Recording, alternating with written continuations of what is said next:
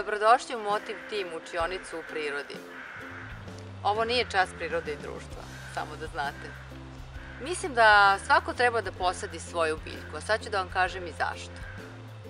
Biljke nas uče strpljenju, pažnji, koliko je važno da nešto negujemo čak i kada ne vidimo, koliko je važno da budemo istrajni i strpljivi dok se čak i rezultati ni ne naziru.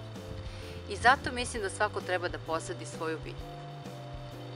Kada posadite biljku, recimo kad bi sad posadili ovo seme, ništa se još dugo ne bi videlo. Ni vlat travice koja bi ukazivala da će to biti biljka.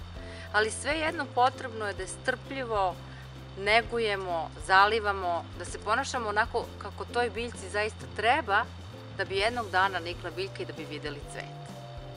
Posadite svoju biljku i vidjet ćete koliko će vam biti drago kad vidite rezultate svog rada, svog strpljenja, nege, pažnje, posvećenosti. I sve te veštine primenite i u odnosu sa ljudima. Kako bi bilo da budete pažljivi, nežni, posvećeni, istrajni i šta mislite kakve biste rezultate dobili?